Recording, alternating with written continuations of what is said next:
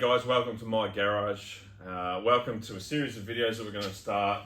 This is my 1964 Mercury Comet Cyclone. I brought you in a little bit late on building this car. I've already started doing a lot of this car in previous months, but I've decided to bring you in on where we're at now. We'll start showing a few photos of what it was and where it came from. A bit of a backstory on this car is that I got it through like a mate of a mate through the good old Facebook. It was a bit of a jump by. Yeah, saw this car, snapped it up quick, and we'll bring you through on some of the things that we have already done. And in this episode, we're going to dig into this motor. So yeah, this is how we picked up the car, which was a little bit difficult to get on the trailer without a diff on it. Luckily I had these wheel trolleys to get it moved around. We eventually got a diff in it first, and then started digging into the panel repairs and straight into paint and just rubbed it down, and didn't go to too much prep work. It was actually pretty clean. So with an epoxy primer, we just hit the car and hope for the best as to what it looks like down the track. We're going for that patina look anyway, so it's all good. So here's me doing some sign writing on the side, or trying my hand at it. It turned out all right, I think, and just a quick pic of the suspension in the front, just so you can see what's going on. Hey guys, just a bit of a backstory on this motor. Like all of us, most of us, I don't want to spend $1 million on putting this car together. I don't want to be buying 30 grand engines. I don't want to be doing that. I want to drive this car. I want to have fun with it. And I'm hoping this thing will do it. I got put onto yet again, another mate of a mate on Facebook. Turns out that I know him pretty well, but this was in his Australian XY Falcon. This is just a 351 Cleveland, but it has had some work done to it. Now, I didn't go into much of a conversation as to what was fitted into it at the time, what components were put into this motor. I trust his word that he did spend a lot of money on this motor. I got a chance to drive in this car as I bought the motor, so I got to see how hard it did go. It did go pretty good, so I'm quite confident that this is going to move this car along very well. So we'll start by taking off a rocker cover. Let's see what's in underneath there, and I'm actually more so interested in pulling off this sump pan. I don't want a chrome sump pan. We've got a suspension height that's going to stay pretty high, being a GASSER style car. And I want a race pan, so it's you can see it hanging out the bottom of the car. So we'll get the rocker cover off, we'll get the sump pan off, and then we'll get in here to have a look at what's going on in this motor and see if we can see anything good. Let's get in here real quick to have a look what's going on. I am aware that this thing has a crane cam in it. I'll show you a photo just quickly of the spec sheet that I got for the car, for the engine, sorry. And we do have crane cam, roller, tip, rockers. What have we got written on there? We got 1.73s. I'm just noticing these guide plates in here. Can anyone tell me if they're cut? I've never seen them cut like that. I wonder if there's a clearance issue or just lining it up properly with the valve or something. But anyway, as I said, I know this engine's a good engine because it was running as it was we pulled it out only a couple of weeks ago. Very good running engine, no blow by, none of that sort of stuff. Very stout little motor. So let's get it flipped over, get that sump pan off, and we'll take a look what's going on in there.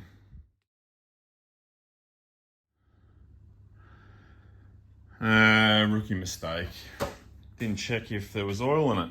Don't know why I assumed there wasn't going to be oil in it. I mean, yeah, probably should have checked that first. Great. Let's clean that up and we'll continue on.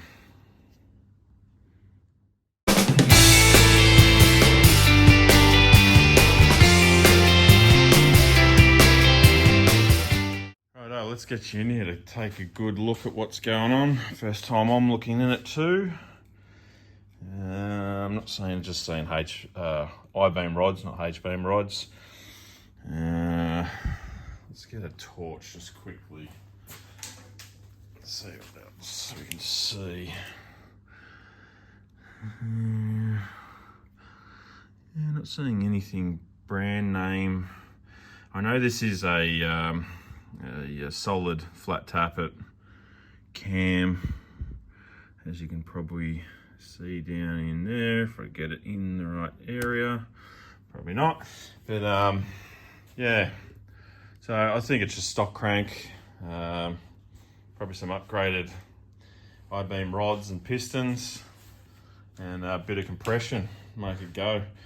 So yeah, made a hell of a mess, but you know, the easiest thing to do is just go grab your towels out of your bathroom. They always sop up this mess real quick. Still draining oil out of it, as oil's gone right through the top of the motor. So anyway, we'll let that spill out all over the floor, and then I'll spend the next 2 hours cleaning up. Everyone loves doing that. So yeah, as I said, we're not gonna run that chrome sump on this car. I'm gonna go with a race style sump on it. Probably a nice, I think it's Milodon, correct me if I'm wrong, sort of a race sump. Yeah, we want a sump with a nice big tank, lower tank on it. The suspension on this car, as you see, I know it's got no motor in it and everyone thinks that it's going to sag, but I've already test fitted this motor in it and this doesn't move. This suspension does not compress whatsoever. I've put raised, I think the XY, X-dub springs in there, and we had to absolutely jam them in to get it to where it is. This is the way I wanted it. I want this suspension to be almost on full travel. Obviously I don't want a rough ride as I'm going down the road. But once we get the box and all the interior in and bonnet on and everything else that needs to go into it, including radiator, she should drop probably, I'm hoping it won't drop more than probably about an inch in the front to keep that stance looking good. All right, let's try and dig into this car a little bit more, just try and bring you up to speed to where we're at the moment.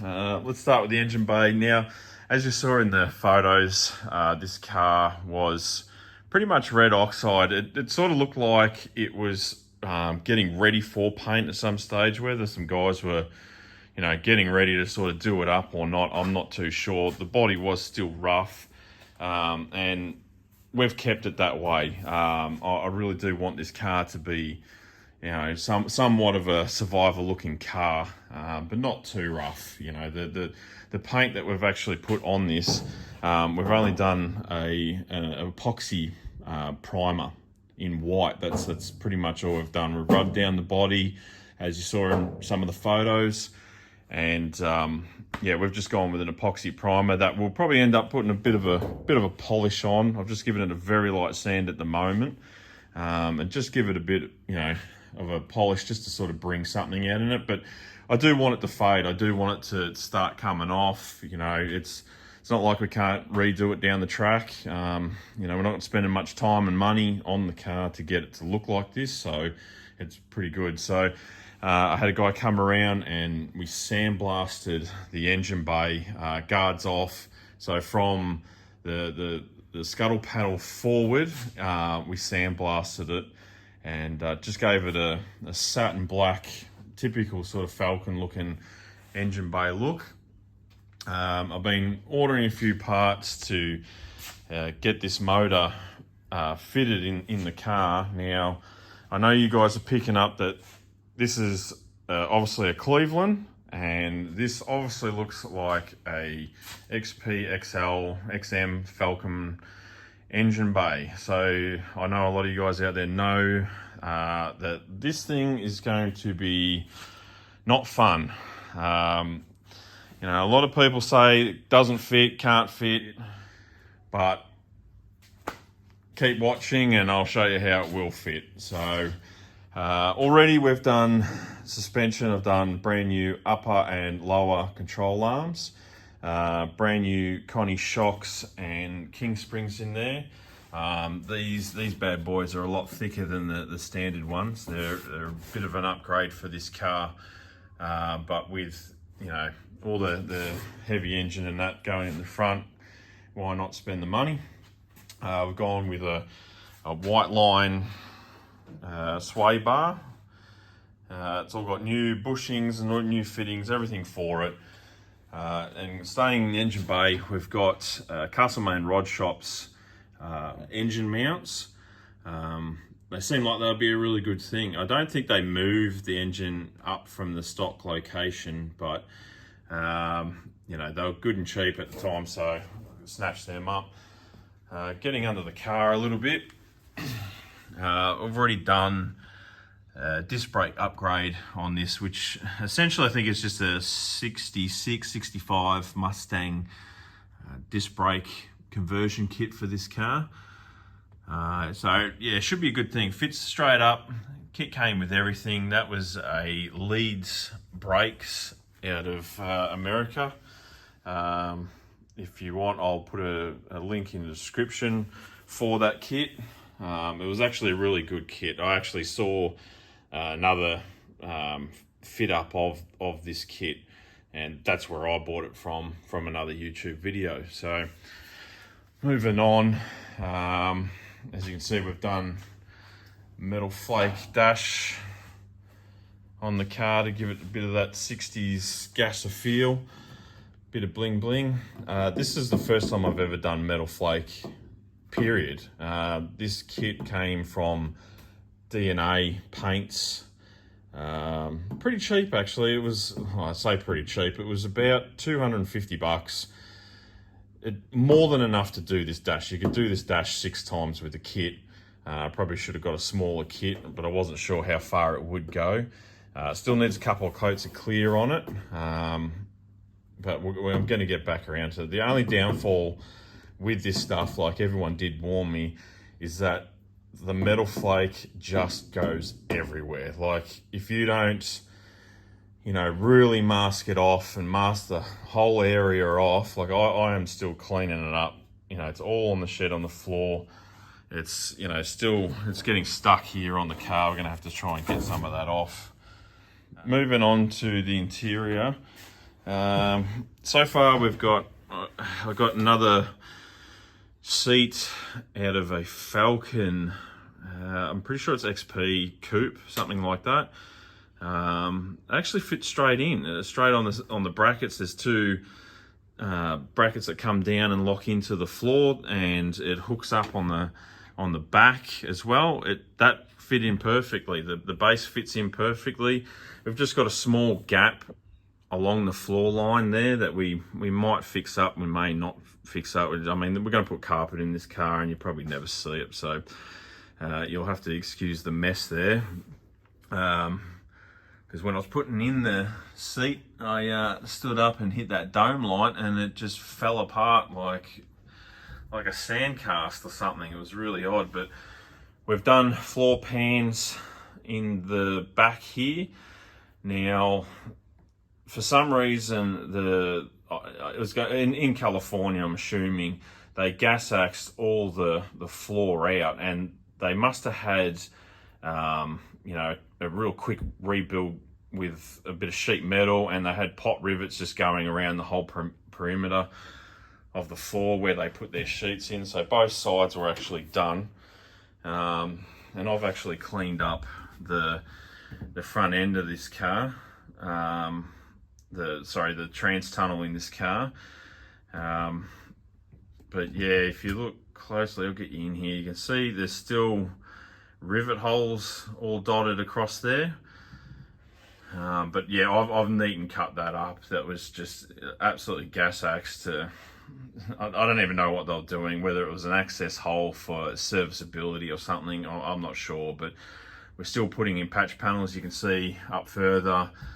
So yeah, we're going to clean it up a bit more, but not going to get every single hole that's in this floor. There's a few, you know, tiny holes that, you know, we'll try and get some weld into, but any of you guys that weld rust, you know, you're just going to be chasing it forever. So started pulling out the dash cluster, which I'll show you here in a minute. I'm going to be modifying just to put some aftermarket gauges in there to make life a bit easier than trying to get the original gauges working. And yeah, we'll be digging into this dash a bit more. It's looking a bit old and sad. We're not going to be painting it or anything like that, but definitely neating everything up that needs to be working to get it on the road. So as you would have seen in the photos that we showed earlier, the sign writing that I was doing on the side of it, we've dubbed this car the Texas Twister. Just a bit of a, you know, a name pun on being a cyclone. I think it's a pretty fitting name for the car. So we're still, I don't know if I'm really happy with the way this has showed up coming through now. We'll probably work on this a bit more. You know, put the AFX logo down the pillar of the car. Yeah, so the back, you know, I should really open the roller door, but the back we're starting to put back together. You'll see that in further videos. We'll get into that a little bit more, but yeah, when I got the car, it was a half roller. Now, when I say half roller, the diff had been taken out of it. It didn't have any engine or transmission when I got it. The diff was removed out of it. So I've got a brand new 9-inch put into it, 31 spline axles. From memory, we're running a 395 ratio. I'll have to look into that a little bit more. But yeah, still drum brake, still original suspension, leaf springs. It already had tramp rods in the car that have been in there for a very long time. So saying, like, I'm not going to re-chrome any of this stuff. I want it to stay looking the way it is. I don't want it looking brand new or anything like that. So, you know, later on in another episode, we'll get this car up on a hoist and you can have a good look underneath and, you know, see what's been done and where we're going with it. So yeah, good thing about this car is it's actually got all the stainless. I've got the rear glass. We've taken it out for paint. I've got all the rear stainless. It's actually in really good nick. You know, it's not nice and polished, but as you can see, there's barely any dents on this stuff. Now, this does have an elaborate stainless surround for the windscreen. It also has chrome inner pillar covers and like the headlining to windscreen cover that goes up underneath here. It was all factory chromed. The chrome on that is sitting up in the loft, but yeah, we're not going to re-chrome any of that. We're not re-chroming bumper bars. I'll still have to try and find a bumper bar for the front of the car, as that was missing when I got the car. And yeah, the next thing will be this bonnet. As you can see, it's been used as a bit of a test patch for some colours and things like that we did, but this bonnet is going to need to have a lot of work done to it. We had hinges that were seized at some point, and of course they folded the bonnet. Now, if I can get this out with one hand. Yeah,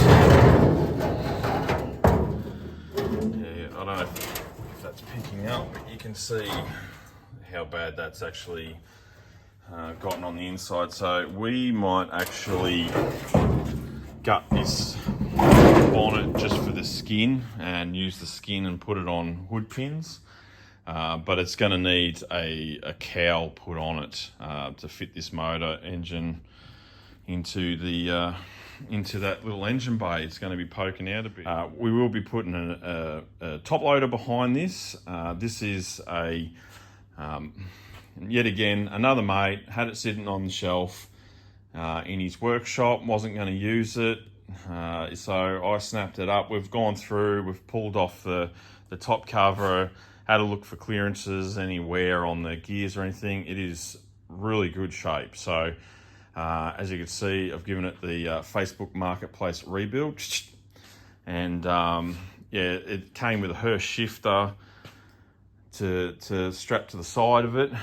We will be running a pretty mild clutch in this gearbox. It's one from Extreme Performance Clutches. It's not a dual disc clutch, it's only a single. But I've been told this thing's rated at a good 450, 500 horsepower.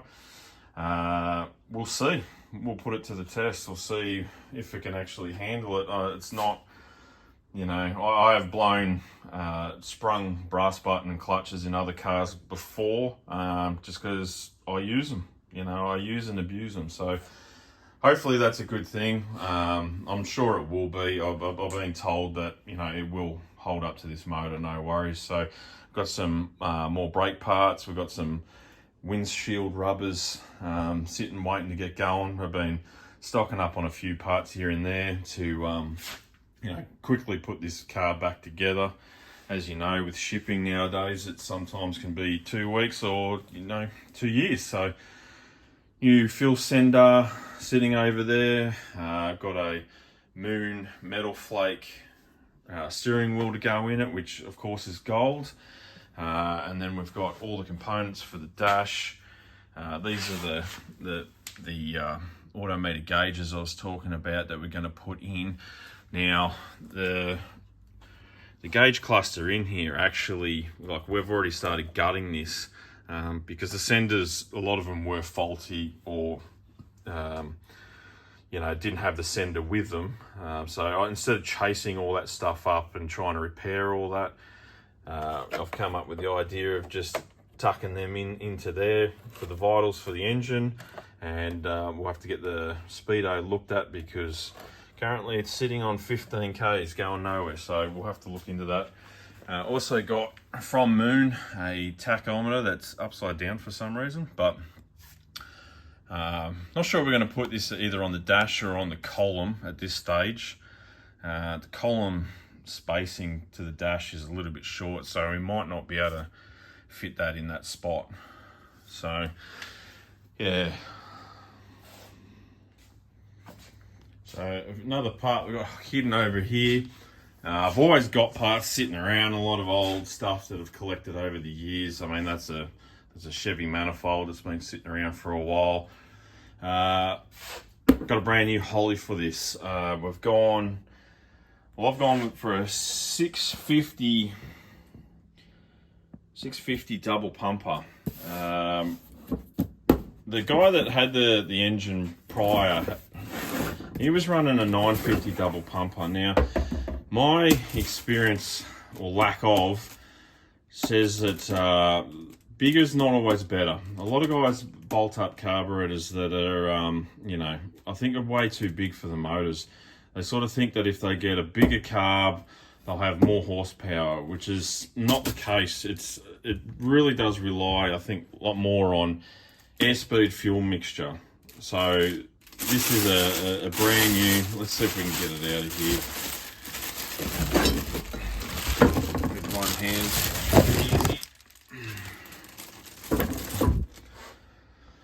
So yeah, we're the double pumper. I did have a 600 vac secondary, so that's not going to work. That's not going to open up quick enough for what this motor is going to consume. So yeah, I'm confident that this is the right thing. I'm talking from my own past experience. I had a Chevy 383 where I had a 750 on it, and just to try and get some more horsepower out of it, I had a guy dyno it and recommended that I definitely go down to a smaller carburetor because we were stuffing around too much with jetting, and we just couldn't get it right. It was just it just seemed a little bit lazy for what that motor was trying to do.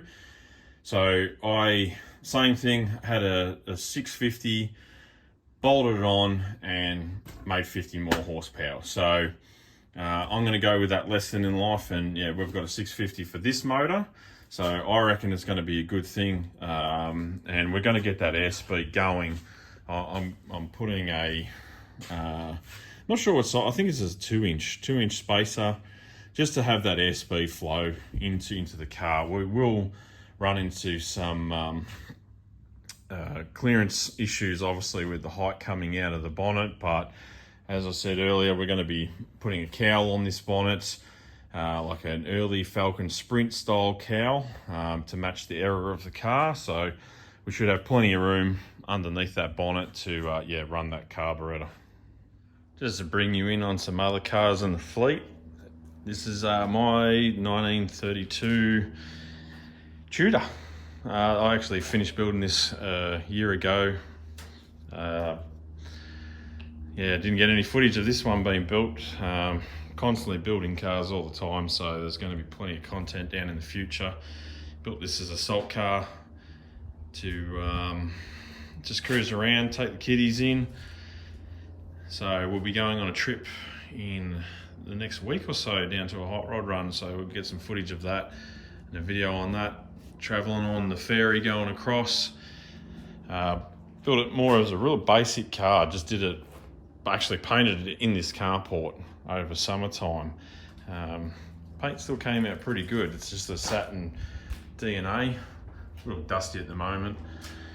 350 Chev, Tri 94s, Turbo 700, and just all the goodies hanging off it. Moon caps, moon tank on the front, pretty basic interior. Got a Genie shifter in it. So we'll probably go a little bit deeper into this car on another video. Yeah, another budget build. I don't like spending mega bucks on cars. I'd rather be cruising them than spending money on them. So yeah, we'll be doing more on this car. That's just my daily drive, Ram 1500. And this is my 1964 Merc truck, same year as the Comet. I've had this car now for 6 years. Haven't done much to it. I like the original look it's got. This is a bit of a rare car here in Australia. Only, from what I can tell, was only sold in Canada. So we've sort of gone with that theme, and we've dubbed it the Pug Truck. So I've done the same with the interior. The interior was all falling apart when I got it. So gone with a bit of a lumberjack look to it, but kept a pretty stock interior. You know, I only did what I needed to do to get it on the road, and you know, a bit of pinstriping up on the side, put a visor on it, just gone the white walls in it.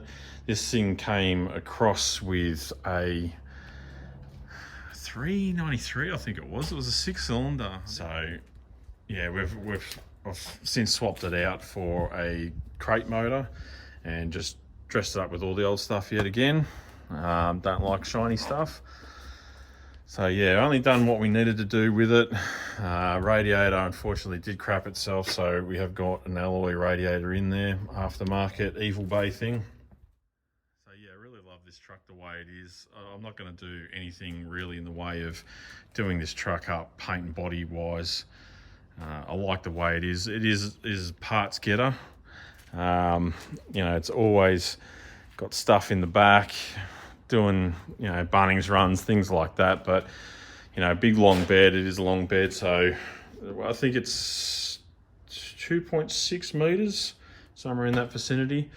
So tight end's still in it from picking up the motor that's for the Comet. So yeah, this will be getting some love in some future videos. We are going to be addressing a few suspension issues that definitely need to be taken care of. This came over with a 9-inch.